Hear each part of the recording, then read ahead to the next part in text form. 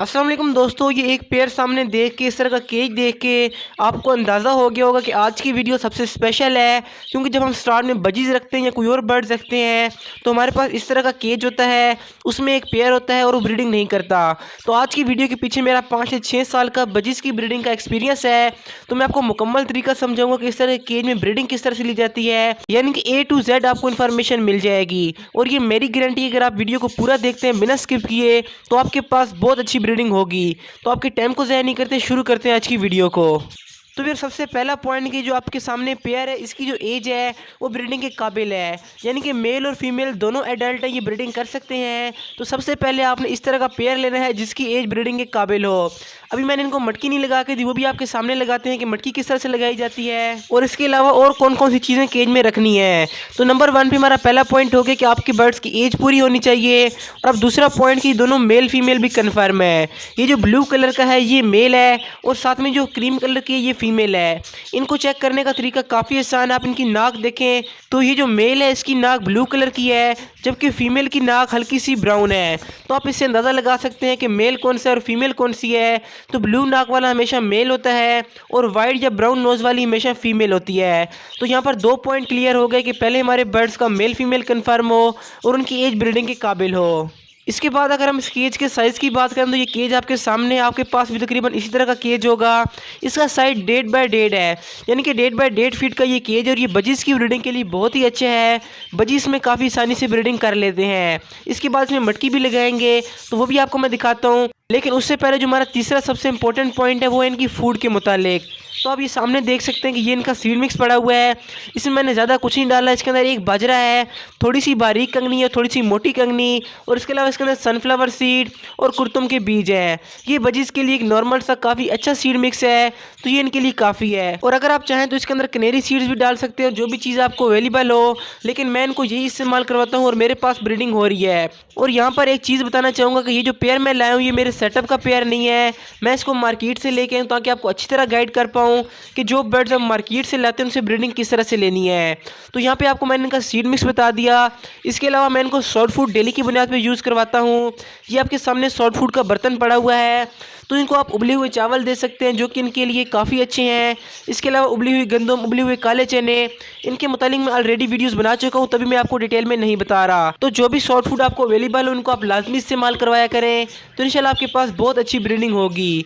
और इसके साथ साथ जो ग्रीन फूड होती है यानी कि पालक, मेथी वगैरह, वो भी ये काफ़ी शौक से खाते हैं, उनके लिए काफ़ी अच्छी होती है। तो हफ्ते में 1-2 बार वो भी लाजमी दिया करें। इससे बर्ड्स की आयरन और मैग्नीशियम की कमी पूरी हो जाती है और हमारे बर्ड जल्दी ब्रीडिंग पर आते हैं। और इनके अलावा 2 इंपॉर्टेंट चीज़ें, एक तो ये कैल्शियम ब्लॉक आपके सामने लटका हुआ है, ये मैंने खुद बनाया था और इसकी वीडियो भी चैनल पर अवेलेबल है। फर्स्ट कमेंट में उसका लिंक लगा दिया, आप उसको लाजमी बनाएं, तो इंशाल्लाह आपके बर्ड्स के लिए वो बहुत ही अच्छा होगा। क्योंकि मार्केट से मिलने वाला कैल्शियम ब्लॉक बिल्कुल बेकार होता है। और इसके अलावा ये नीचे पड़ा हुआ है इसको हम लाहौरी नमक कहते हैं, इसके बारे में मैं आपको ऑलरेडी वीडियोज़ में बता चुका हूँ।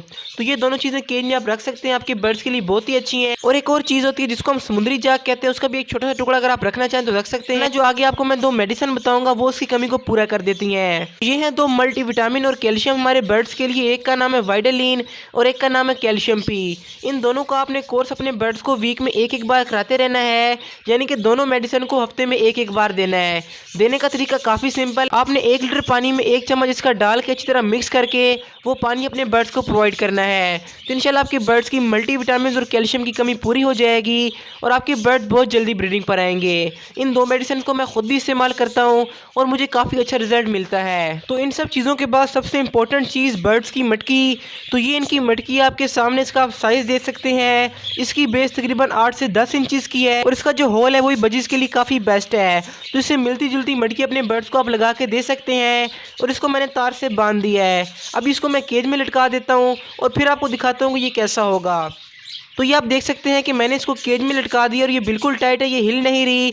और इसके सामने मैंने एक स्टिक लाजमी लगाई है जिसमें मेल और फीमेल बैठ के मटकी में झांकेंगे और फीमेल जल्दी मटकी को सिलेक्ट कर लेगी। और एक ये स्टिक मैंने नीचे लगाई हुई है, तो आपने इस तरह से स्टिक्स लगा देनी है ताकि आपके बर्ड्स को फ्लाई भी मिले और फीमेल जल्दी से मटकी में चली जाए। तो ये जो चीज़ें आप देख रहे हैं, इस तरह का अपने बर्ड्स को आपने केज प्रोवाइड करना है। और इनमें से जो चीज़ अपने बर्ड्स को आप प्रोवाइड नहीं कर रहे, जिस चीज़ की कमी है, आप उसे कमेंट बॉक्स में लिख दें ताकि मुझे अंदाज़ा हो कि नेक्स्ट नेक्स्ट किन टॉपिक्स पर मुझे वीडियोज़ लानी चाहिए। इसके बाद एक और सबसे इंपॉर्टेंट पॉइंट कि इस केज को जहाँ मैंने रखा है यहाँ पर लोगों का आना जाना बिल्कुल कम है और यहाँ पर ये बिल्कुल अकेले रहते हैं। इसका इनको बहुत ही फायदा है, इससे वो जल्दी पेयर भी लगा लेंगे, उनकी ब्रीडिंग काफ़ी जल्दी होगी। अगर आपका केज ऐसे जगह पर पड़ा हुआ है जहाँ पर लोगों का आना जाना ज़्यादा है, यानी कि रास्ते में पड़ा हुआ है या बच्चे उसको तंग करते हैं, तो फिर उनकी ब्रीडिंग काफ़ी मुश्किल है।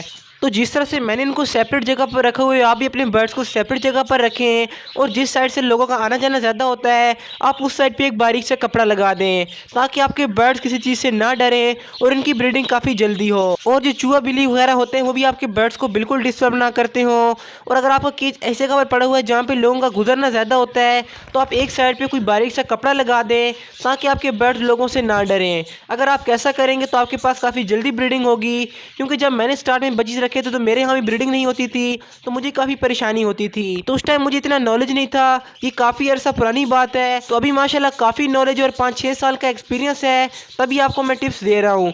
तो आप मेरे टिप्स को नोट भी कर सकते हो, उनको फॉलो अगर आप करते हैं तो आपके पास वैसी ही ब्रीडिंग होगी जैसा कि मेरे यहाँ बर्ड्स ब्रीडिंग करते हैं। इसके अलावा अगर हम धूप की बात करें तो अगर आपके बर्ड्स को सूरज की रोशनी लगती है तो काफ़ी बेस्ट है, लेकिन इसमें आपने ऐसा नहीं करना कि केज को उठा के दूसरी जगह पर रख दें सुबह के वक्त यानी कि धूप पे और शाम को दोबारा कमरे में रख दें। आपने एक बार जहाँ केज को रख दिया सो रख दिया।